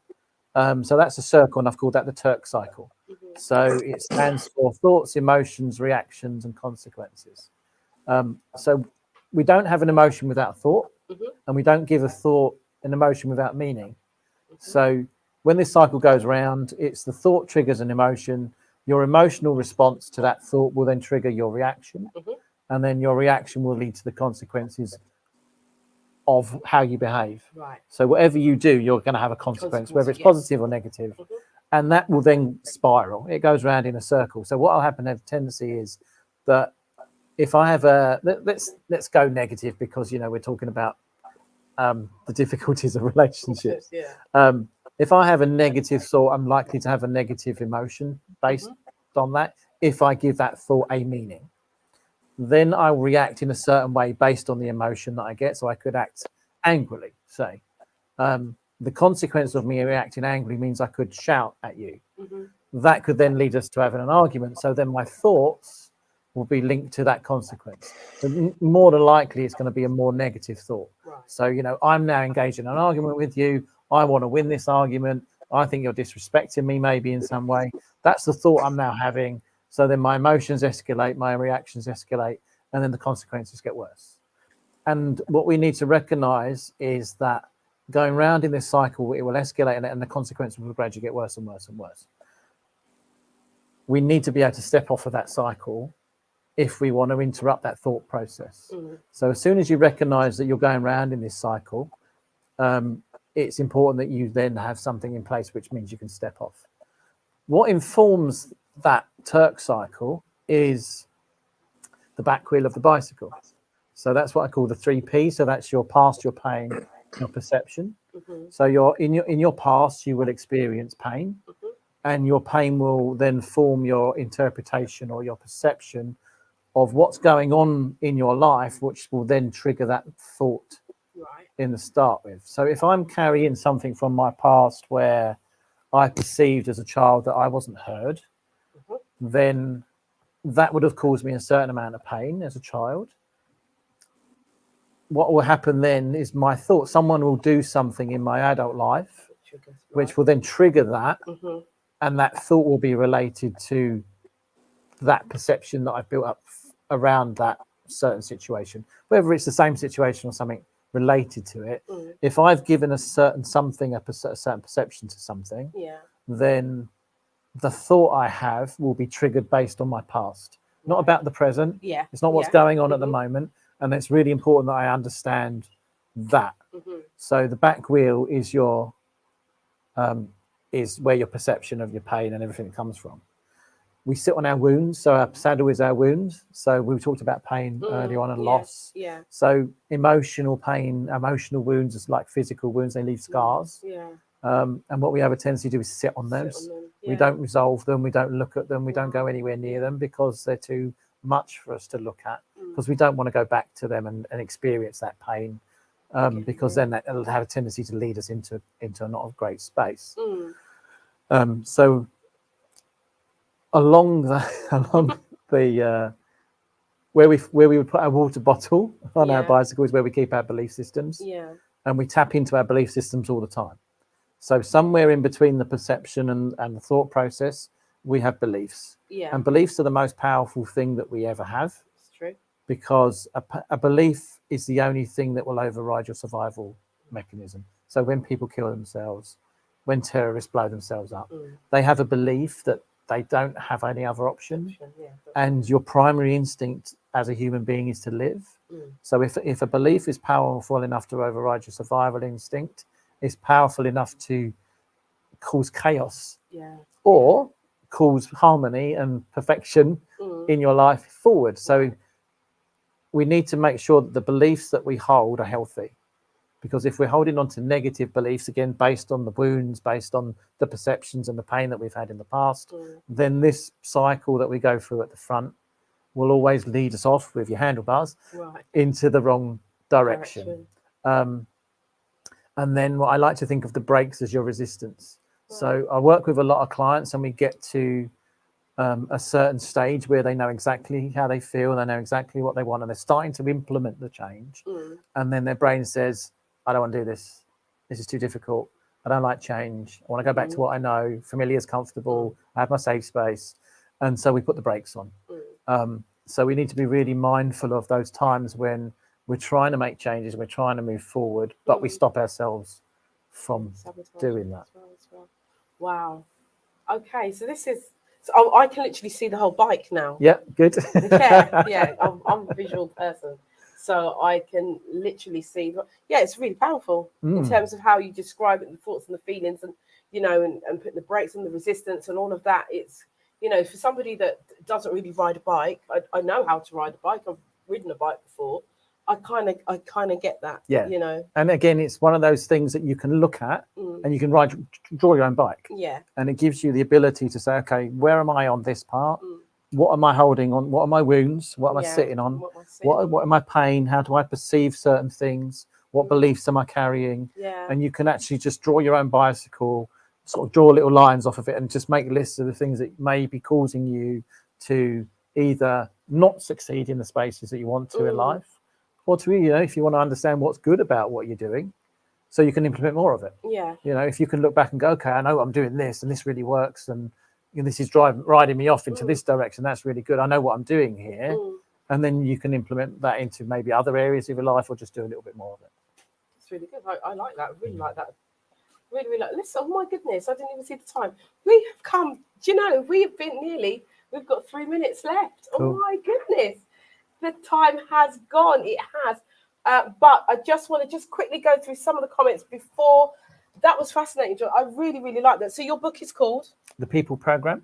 The People Program, and it's available on. You can go to Amazon and get it on there. Just put John Kenny in, because The People is an acronym. So therefore, it's quite difficult to find. So if you just put John Kenny in the books, it's a blue cover with the People Program on it. You can get it there, or you can grab it on my website. Okay, wonderful. Thank you for that. Okay, let's go with that comment there. Do our thoughts not change over time? My thoughts and emotions have changed every decade. Yes. They do. All your experiences will inform your thoughts, but if you are carrying out the same types of behaviors all the time, then probably your thoughts are very similar to what you've always carried. So, as we do change as we get older, we do think differently, but you could be holding on to things from the past that could be leading you to make the same type of mistakes. So it's just important that you check in with the things that you're holding on to from your past, which could be leading you to carry on doing the same types of things over and over again that aren't serving you a positive purpose. Yeah, that leads into something we've talked about before, Yvonne, sorry, which is generational trauma. So obviously, you develop generational trauma through years and years of experience in it, and then it kind of reflects on how you live your life. But after years and years of re-educating yourself and reanalyzing, you can come out of that and you can remove a lot of those, or at least try to, which should hopefully, by the time you get to my ripe old age, be not so involved in your lifestyle. Thanks for that, Tony. I'm not sure if Halfords is necessarily the right place to go for this kind of bicycle. Yeah, there's a comment. We need to take our bicycles to Halford for a free check before starting a new journey. Other organisations are available. There you go. Thank you for that. Thank you for those comments. Thank you for that comment and bringing that up actually about generational stuff that does weigh us, that can weigh us down. And this is what I'm saying.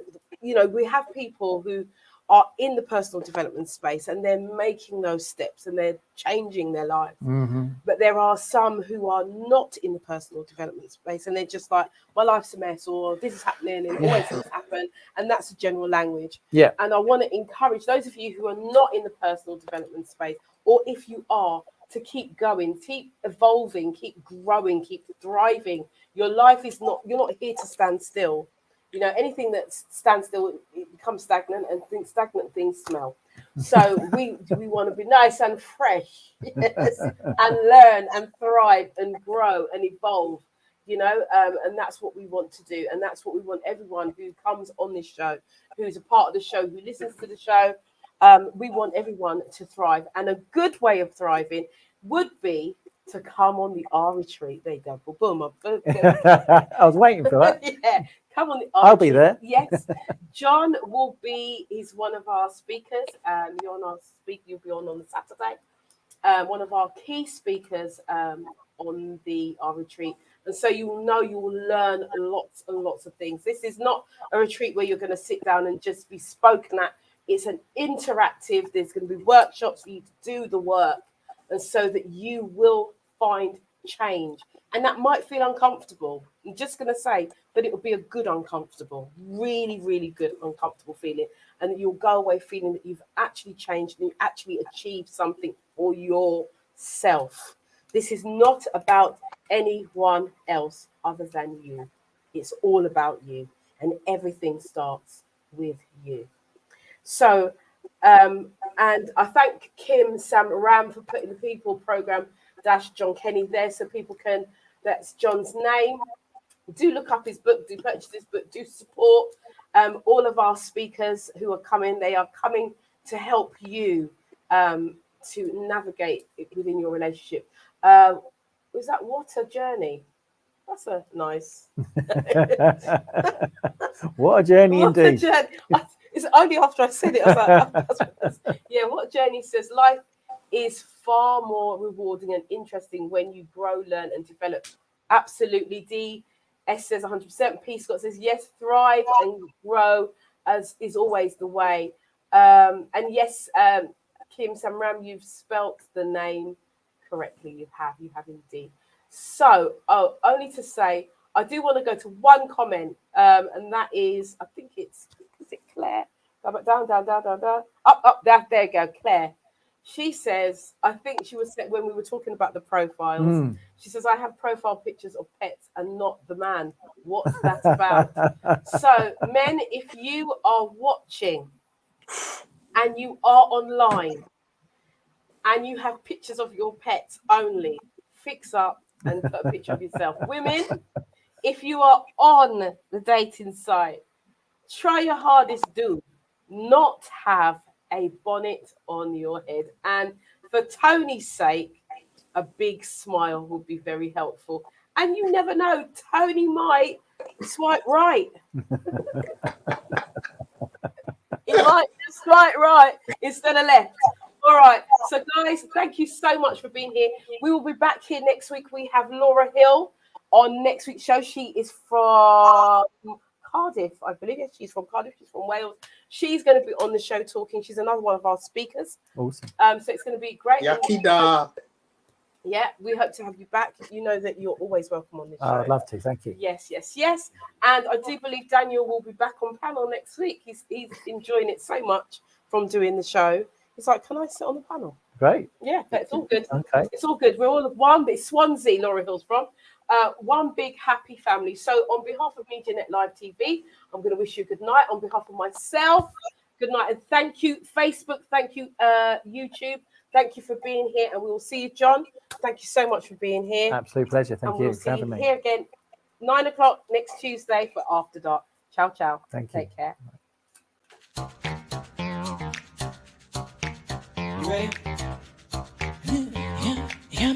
You got me running, got me running. Shake it, shake it, shake it.